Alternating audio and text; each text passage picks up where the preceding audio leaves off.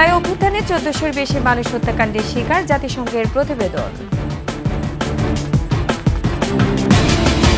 গণমাধ্যম কর্মী ও ভুক্তভোগীদের নিয়ে আয়নাঘর পরিদর্শন করলেন প্রধান উপদেষ্টা। এবং সারা দেশে চলছে ডেভিল হান্ট অভিযান, আশানুরূপ অস্ত্র উদ্ধার হচ্ছে না বললেন স্বরাষ্ট্র উপদেষ্টা।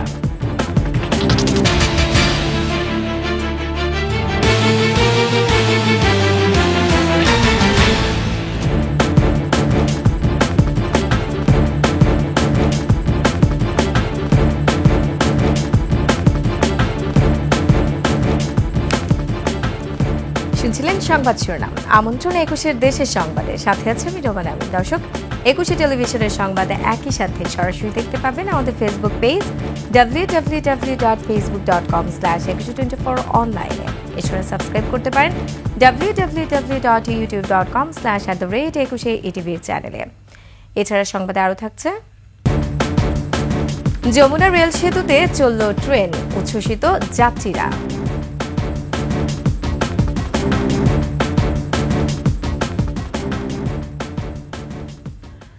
বিগত আওয়ামী সরকারের মানবতা বিরোধী অপরাধে সম্পৃক্ততার বিষয়ে রিপোর্ট প্রকাশ করেছে জাতিসংঘ। শিক্ষার্থীদের কোটা বিরোধী আন্দোলন দমনে শেখ হাসিনার পতনের আগে শত শত বিচার বহির্ভূত হত্যাকাণ্ড সহ ভুক্ত বিক্ষোভকারী ও অন্যদের উপর নির্যাতনের কথা জানিয়েছে জাতিসংঘ। জুলাই আন্দোলনের ঘটনাবলী তদন্তের ফলাফল প্রকাশ করে জাতিসংঘের মানবাধিকার দফতর বলেছে, এটি বিশ্বাস করার মতো যৌক্তিক কারণ রয়েছে যে হত্যা, নির্যাতন, কারাবাস ও অন্যান্য অমানবিক কর্মকাণ্ডের মতো মানবতা বিরোধী অপরাধ সংঘটিত হয়েছে। প্রতিবেদনে আরও বলা হয়েছে, সরকার দল ও আইন শৃঙ্খলা বাহিনীর হাতে প্রায় ১৪০০ জনের মতো নিহত হয়েছে, যার ভেতর ১২ থেকে ১৩% শিশু ছিল। দেশে বিদেশে গণমাধ্যমের প্রতিনিধি দল ও ভুক্তভোগীদের নিয়ে আয়নাঘর পরিদর্শন করেছেন অন্তর্বর্তী সরকারের প্রধান উপদেষ্টা অধ্যাপক ড. মোহাম্মদ ইউনূস। রাজধানীর ৩টি স্থানে আয়নাঘর পরিদর্শন করেন প্রধান উপদেষ্টা। তার সাথে ছিলেন আইন উপদেষ্টা আসিফ নজরুল, গণপূর্ত উপদেষ্টা আদিলুর রহমান খান, মাহফুজ আলম ও উপদেষ্টা আসিফ মাহমুদ সজীব ভুইয়া। পরে বলেন, আইএমএ জাহিলিয়া প্রতিষ্ঠা করে গেছে আওয়ামী সরকার। যারা এমন অপরাধের সাথে জড়িত তাদের বিচার করা হবে। নির্যাতনের প্রমাণ যাতে কেউ ধ্বংস করতে না পারে সেজন্য তিনি আয়নাঘরগুলো সিল করার নির্দেশ দেন। এর আগে গত বৃহস্পতিবার উপদেষ্টা পরিষদের বৈঠকে প্রধান উপদেষ্টার আয়নাঘর পরিদর্শনের সিদ্ধান্ত হয়। ১৯ জানুয়ারি প্রধান উপদেষ্টার প্রেস উইং জানায়, গুম সংক্রান্ত তদন্ত কমিশন প্রধান উপদেষ্টার সাথে একটি বৈঠক করেছে। সেই বৈঠকে প্রধান উপদেষ্টাকে গুমের ঘটনায় তদন্তের অগ্রগতি সম্পর্কে জানানো হয়। কমিশনের সদস্যরাই সে সময় প্রধান উপদেষ্টাকে আয়নাঘর পরিদর্শনের আহ্বান জানান। আইএমএ জাহেলিয়াত বলে একটা কথা আছে। এই গত সরকার এই আইএমএ জাহেলিয়াতকে প্রতিষ্ঠিত করে গেছে সর্বক্ষেত্রে। এটা তার একটা নমুনা। আর আমি কমিশনকে ধন্যবাদ জানাচ্ছি, তারা বহু কষ্ট করেছে। অন্যান্য কমিশন তো তারা করেছে, অন্তত তারা নিজেদের ঘরে বসে করতে পেরেছে। এদেরকে গুম কমিশনের যেটা, তারা কোদাল আর এগুলো আবিষ্কার করার জন্য আসতে হয়েছে, তাদেরকে বের করার জন্য। কিসের মধ্যে লুকিয়েছিল, কারা কি করেছে, এখনো ধ্বংসাবশেষ আমরা দেখতেছি। কাজে আমরা দেশের যে চূড়ান্ত অবনতি, চূড়ান্ত রূপ দেখলাম, সর্বক্ষেত্রে এটা তার একটা প্রতিচ্ছবি। যৌথ বাহিনীর বিশেষ অভিযান অপারেশন ডেভিল হান্টের আজ চতুর্থ দিনে সন্ত্রাসী ও বিভিন্ন মামলার আসামিদের গ্রেফতার অব্যাহত রয়েছে। রংপুর, চট্টগ্রাম, কুমিল্লা, ময়মনসিংহ, রাজশাহী, টাঙ্গাইল ছাড়াও দেশের বিভিন্ন জেলায় গ্রেফতার করা হচ্ছে আওয়ামী লীগ ও এর অঙ্গ সংগঠনের নেতাকর্মী সহ বিভিন্ন পর্যায়ের অপরাধীদের। দর্শক, প্রতিনিধিদের তথ্য ছবিতে ইউসুফ হাসান নাইমের রিপোর্টে থাকছে বিস্তারিত। অপরাধী ও সন্ত্রাসীদের ধরতে সারা দেশে অপারেশন ডেভিল হান্ট পরিচালনা করছে আইনশৃঙ্খলা রক্ষাকারী বাহিনী। রংপুরে নিষিদ্ধ সংগঠন ছাত্রলীগের কারমাইকেল বিশ্ববিদ্যালয় শাখার সাধারণ সম্পাদক জাবেদ আহমেদ ও জেলা ওলামা লীগের সদস্য শামসুলকে গ্রেপ্তার করেছে পুলিশ। বৈষম্য বিরোধী আন্দোলনে হামলাসহ বিভিন্ন ঘটনায় মামলা রয়েছে তাদের বিরুদ্ধে। চট্টগ্রাম নগরীর বিভিন্ন স্থানে অভিযান চালিয়ে আওয়ামী লীগ, ছাত্রলীগের ২৮ জন নেতাকর্মীকে গ্রেপ্তার করেছে পুলিশ। কুমিল্লায় অপারেশন ডেভিল হান্টে 6 আওয়ামী লীগ ও সহযোগী সংগঠনের নেতাকর্মীকে গ্রেপ্তার করেছে যৌথ বাহিনী। ময়মনসিংহে ডেভিল হান্ট অপারেশনে 22 জনকে গ্রেপ্তার করা হয়। এর মধ্যে নিষিদ্ধ সংগঠন ছাত্রলীগের নেতাকর্মীরাও রয়েছে। রাজশাহীতে অপারেশন ডেভিল হান্টের অভিযানে 2 জনকে গ্রেপ্তার করা হয়েছে। তারা দুজনেই আওয়ামী লীগ ও যুবলীগের কর্মী। টাঙ্গাইলে অপারেশন ডেভিল হান্টে 28টি অভিযান পরিচালনা করা হয়। ছাত্র জনতার উপর হামলার সাথে সম্পৃক্ত 15 জনকে গ্রেপ্তার করা হয়। সুনামগঞ্জে বিভিন্ন স্থানে 6 জনকে গ্রেপ্তার করেছে যৌথ বাহিনী। গ্রেপ্তারকৃতরা যুবলীগ ও স্বেচ্ছাসেবক লীগের নেতাকর্মীরা। সাভার ও আশুলিয়ায় অপারেশন ডেভিল হান্ট অভিযানে অস্ত্রসহ 7 জনকে গ্রেপ্তার করা হয়েছে। নারায়ণগঞ্জের রূপগঞ্জে আওয়ামী লীগ নেতাসহ 3 জনকে গ্রেপ্তার করা হয়েছে। তাদের বিরুদ্ধে বৈষম্য বিরোধী ছাত্র আন্দোলনে হামলা ও হত্যা মামলা রয়েছে। গাজীপুরে অভিযানে 48 জনকে আটক করা হয়। Yusuf Hasan Naim, 21 television. Operation devil হান্টের আশানুরূপ অস্ত্র উদ্ধার হচ্ছে না বলে জানালেন স্বরাষ্ট্র উপদেষ্টা জাহাঙ্গীর আলম চৌধুরী। গাজীপুরের শফিপুর আনসার বিডিপি একাডেমিতে বাংলাদেশ আনসার ও গ্রাম প্রতিরক্ষা বাহিনীর প্রতিষ্ঠা বার্ষিকী ও জাতীয় সমাবেশে তিনি বলেন, ধীরে ধীরে সব অবৈধ অস্ত্র উদ্ধার করা হবে। আনসার সদস্যদের যৌক্তিক দাবি গুরুত্ব দিয়ে বিবেচনা করা হচ্ছে বলেও জানান তিনি। অল্প যত পরিমাণ আপনারা আশা করছিলাম অতগুলি হয় নাই, বাট আস্তে আস্তে হয়তো উদ্ধার হবে। আনসার বাহিনী যেগুলি যৌক্তিক দাবি ওইগুলি গুরুত্ব সহকারে বিবেচনা করা হইতেছে, আর যেগুলি অযৌক্তিক দাবি ওইগুলি তো আর বিবেচনা করা হবে না। ধানমন্ডির 32 নম্বরের বাড়ি ভাঙার নেতৃত্ব দেওয়ার কারণেই আগুন দেওয়া হয়েছে বলে দাবি করলেন জুলাই আন্দোলনের সমন্বয়কারী ও কন্টেন্ট ক্রিয়েটর নুরুজ্জামান কাফি। 7 দিনের মধ্যে পটুয়াখালীতে তার বাড়ি পুনর্নির্মাণ ও ঘটনার তদন্তের দাবি জানান, নইলে রাজপথে দাঁড়ানোর হুঁশিয়ারি দেন তিনি। পটুয়াখালী প্রতিনিধি পাঠানো তথ্য ছবিতে আরও জানাচ্ছেন ইউসুফ হাসান নাইম। মঙ্গলবার রাত 1টা হঠাৎ আগুন লাগে কন্টেন্ট ক্রিয়েটর নুরুজ্জামান কাফির পটুয়াখালীর কলাপাড়ার গ্রামের বাড়িতে। পরে ফায়ার সার্ভিস যেয়ে আগুন নিভিয়ে ফেলে। মানে বাহির থেকে আটকানো ছিল দরজা, যার কারণে আমাদের এখন সন্দেহ হচ্ছে বা তাদের পরিবারেরও আসলে সন্দেহ হচ্ছে যে এটা আসলে পরিকল্পিত হতে পারে। আগুন লাগার সময় কাফির বাবা মা সহ পরিবারের 6 সদস্য ঘরের মধ্যেই ছিলেন। বাইরে থেকে দরজা আটকে আগুন দেওয়া হয় বলে অভিযোগ করেন কাফির বাবা। নগদ কিছু টাকা ছিল 1,30,000 টাকা, আরো ছিল 1400 টাকা। হাত খরচ জিত খরচ, মাদ্রাসার অনেকগুলি জরুরি কাগজ ছিল এখানে। এদিকে আগুনের খবর শুনে বাড়িতে যান কাফি। তার দাবি, ধানমন্ডি 32 নম্বরের বাড়ি ভাঙার নেতৃত্ব দেওয়ার কারণেই আগুন দেওয়া হয়েছে। তারাই তো বলছে 32 নম্বর যারা পুরাইছে তাদের ঘর বাড়ি পুরাই দেওয়া হবে। দিনের মতো পরিষ্কার তাই হয়েছে। 32 পুরানোর প্রথম তাদের পুরানো হয়েছে কাফির বাড়ি।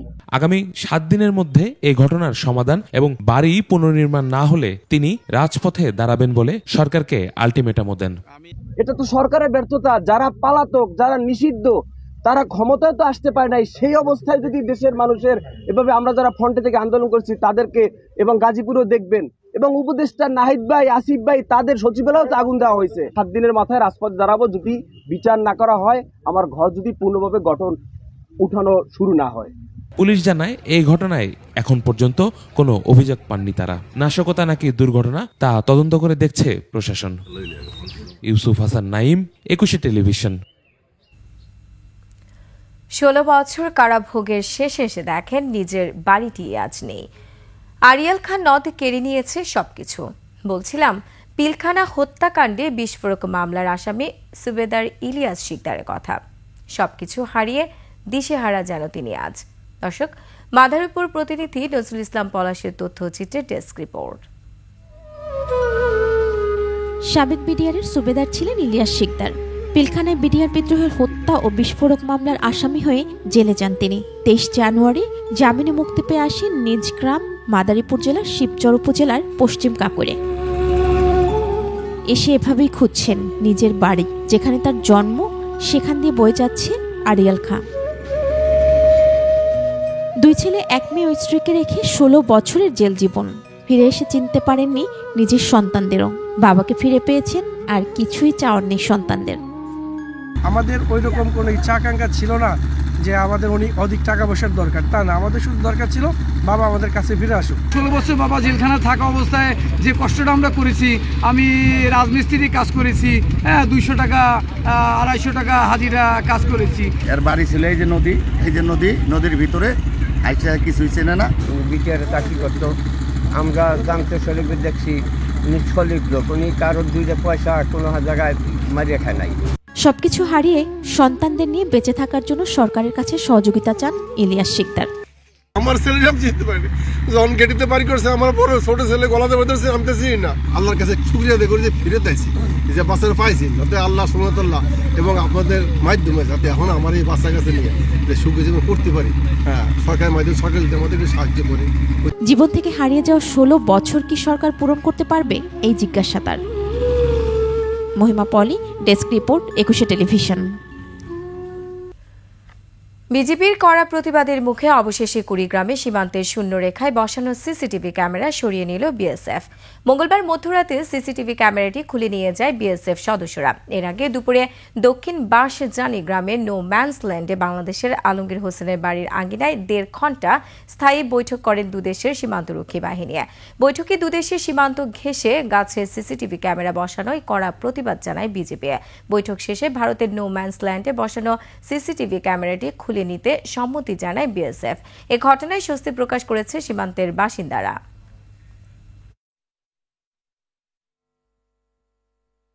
সিসি ক্যামেরা লাগানোর খবর শুনে সবার মাঝে একটা আতঙ্ক বিরাজ করছিল। পরে যখন সিসি ক্যামেরাটা অপসারণ করা হয়েছে, তারপর সবার মাঝে একটা স্বস্তি ফিরে আসছে। এখন আমরা সবাই খুশি। গত রাতে ওই যে ইন্ডিয়ান বিএসএফরা রাতের আধারে সিসি ক্যামেরা খুলে নিয়ে যায়। এখন আমরা গঙ্গামারি উপজেলার লোক, সীমান্ত এলাকার লোক খুব শান্তিতে আছি। রমজানকে সামনে রেখে নিত্য প্রয়োজনীয় দ্রব্যের দাম সহনীয় রাখতে চট্টগ্রামে বিভিন্ন স্থানে অভিযান চালিয়েছে ভোক্তা অধিকার সংরক্ষণ অধিদপ্তর। দুপুরে নগরীর রিয়াজউদ্দিন বাজারে খোলা ও অস্বাস্থ্যকর পরিবেশে মিষ্টি বিক্রির অভিযোগে 3 দোকানকে 30,000 টাকা জরিমানা করা হয়। এছাড়া মূল্য তালিকা না থাকায় নির্ধারিত দামে পণ্য বিক্রি না করায় বেশ কয়েকটি সবজি আড়ত দোকানকে সতর্কতামূলক নির্দেশনা দেওয়া হয়েছে। আসন্ন রমজানে দাম সহনীয় রাখতে নিয়মিত এমন অভিযান অব্যাহত থাকবে বলে জানান ভোক্তা অধিকারের উপপরিচালক ফয়জুল্লাহ।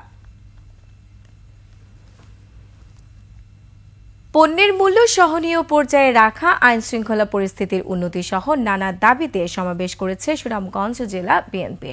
দুপুরে শহরের পুরাতন বাস স্ট্যান্ড এলাকায় বিএনপির দলীয় কার্যালয়ের সামনে সমাবেশ করেন তারা। রমজান সামনে রেখে নিত্য পণ্যের মূল্য সাধারণ মানুষের ক্রয় ক্ষমতার মধ্যে রাখতে অন্তর্বর্তী সরকারের প্রতি আহ্বান জানান বক্তারা। এছাড়া দ্রুত নির্বাচনের রোড ম্যাপ ঘোষণা ও ফ্যাসিবাদী চক্রান্তের অপচেষ্টা শক্ত হাতে দমন করার দাবিও জানান তারা।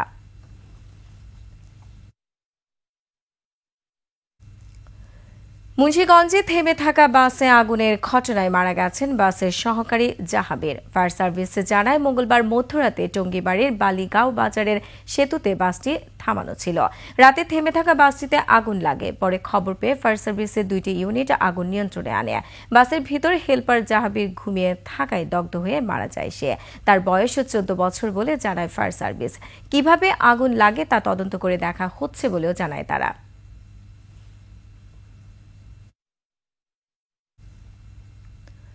সমুদ্র সীমায় মৎস্য সম্পদ সুরক্ষায় বিশেষ কম্বিং অপারেশন পরিচালনা করছে বাংলাদেশ নৌবাহিনী।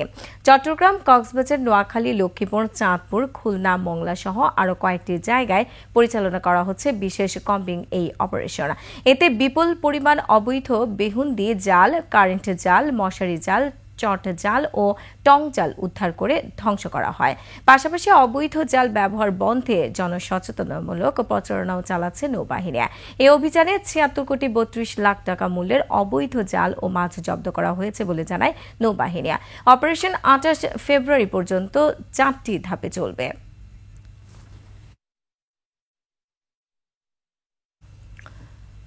আজ থেকে যমুনা রেল সেতু দিয়ে শুরু হলো যাত্রীবাহী ট্রেন চলাচল। এর মধ্য দিয়ে বঙ্গবন্ধু সেতু দিয়ে বন্ধ হয়ে গেল ট্রেন চলাচল। ট্রেনে 5 মিনিটের মধ্যেই সেতু পার হয় উচ্ছ্বসিত যমুনা পাড়ের মানুষ। আগামী 18 মার্চ উদ্বোধনের পর পুরোপুরিভাবে শুরু হবে ট্রেন চলাচল। সিরাজগঞ্জ প্রতিনিধি স্বপন মির্জার সহায়তায় বিস্তারিত জানাচ্ছেন ডেস্ক রিপোর্টে। সকাল 11:17 রাজশাহী থেকে ছেড়ে আসা যাত্রীবাহী ট্রেন সিল্ক সিটির চাকায় স্পর্শ করে যমুনা সেতুর পশ্চিম পাড়। এর মধ্য দিয়ে শুরু হলো নবনির্মিত যমুনা সেতু দিয়ে বাণিজ্যিক ট্রেন চলাচল। যাত্রা শুরু করায় নিজেদের উচ্ছ্বাসের কথা জানান যমুনা পাড়ের মানুষ। রাশিয়াগঞ্জ উত্তরবঙ্গে বাংলাদেশ রেলওয়ে বাণিজ্যিকভাবে রেল লাইন চালু করলো। আমরা খুব হ্যাপি এবং আমাদের এখন ঢাকা যে যাতায়াত এখানে ভোগান্তি কমবে। সেতু নির্মাণে অংশ নিতে পারায় নিজেদের আনন্দের কথা জানান জড়িতরা। যেহেতু আজকে আমাদের ট্রেনটা চলাচল শুরু করলো, তো এটা খুবই আনন্দের লাগছে। শুরু হওয়ার পরও কোনো ধরনের অ্যাক্সিডেন্ট যেহেতু হয়নি, অবশ্যই আলহামদুলিল্লাহ আমরা খুশি। আমরা দীর্ঘ 3.5 বছর কাজের পরে আমাদের দেশের জন্য আমরা একটা সুন্দর একটা ব্রিজ উপহার দিতে পেরেছি। কাজ করার সময় যথেষ্ট কোয়ালিটি, উন্নত প্রযুক্তি এবং যথেষ্ট সেফটি মেনটেন করে আমরা কাজ করেছি। 4.8 কিলোমিটার দীর্ঘ সেতুতে 2টি লাইন থাকলেও প্রথমে একটি লাইন দিয়েই ট্রেন চলাচল করবে। উদ্বোধনের পর 2 লাইন দিয়েই পুরোপুরি শুরু হবে ট্রেন চলাচল। আপ লাইন দিয়ে ট্রেন চলবে। এর মাঝখানে আমাদের হচ্ছে এক্সিস্টিং যে ব্রিজ আছে, ওই ব্রিজের যে কানেকশন এখন যেটা আছে ওটা আমরা খুলে ফেলবো। খুলে ফেলে নতুন ব্রিজের ডাউন লাইনের সাথে আমরা কানেক্ট করব। গত 6 জানুয়ারি 4টি কোচ ও একটি ইঞ্জিন নিয়ে 120 কিলোমিটার গতিতে চালানো হয় পরীক্ষামূলক train. Khurshid Alam, desk report, 21 television. কড়া নাড়ছে ভালোবাসা দিবস, আন্তর্জাতিক মাতৃভাষা দিবস ও স্বাধীনতা দিবস। 3 দিবসের বাজারে ধরতে ব্যস্ত ঝিনাইদহ এবং নারায়ণগঞ্জের ফুল চাষিরা। কিন্তু ফলন ভালো হলেও বাজার দর নিয়ে হতাশ তারা। দর্শক, ঝিনাইদহ ও নারায়ণগঞ্জ প্রতিনিধিদের তথ্য ছবিতে ডেস্ক রিপোর্ট।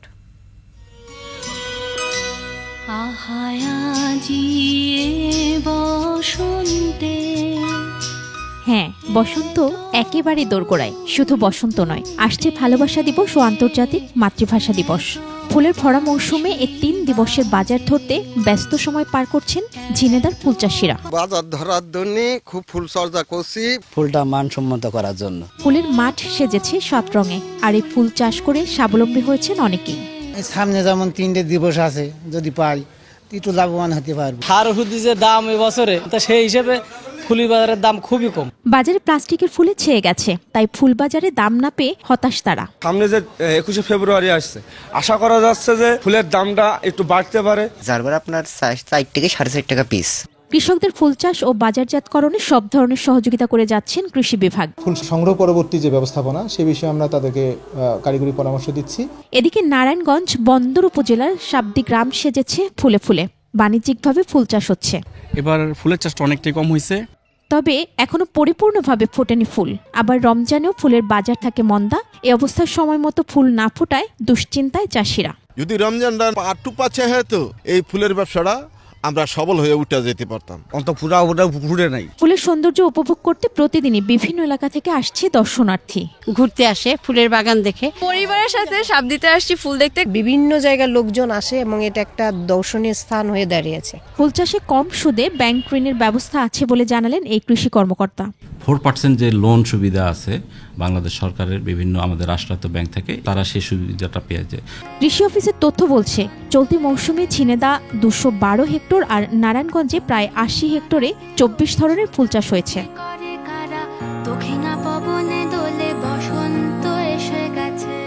মহিমা পলি, ডেস্ক রিপোর্ট, 21 টেলিভিশন। আর এর সাথে শেষ করছে 21 দেশের সংবাদ। যাবার আগে সংবাদ শিরোনামগুলো আরো একবার। জুলাই অভ্যুত্থানে 1400-র বেশি মানুষ হত্যাকাণ্ডের শিকার, জাতিসংঘের প্রতিবেদন। গণমাধ্যম কর্মী ও ভুক্তভোগীদের নিয়ে আয়না ঘর পরিদর্শন করলেন প্রধান উপদেষ্টা। এবং সারা দেশে চলছে ডেভিল হান্ট অভিযান, আশানুরূপ অস্ত্র উদ্ধার হচ্ছে না বললেন স্বরাষ্ট্র উপদেষ্টা।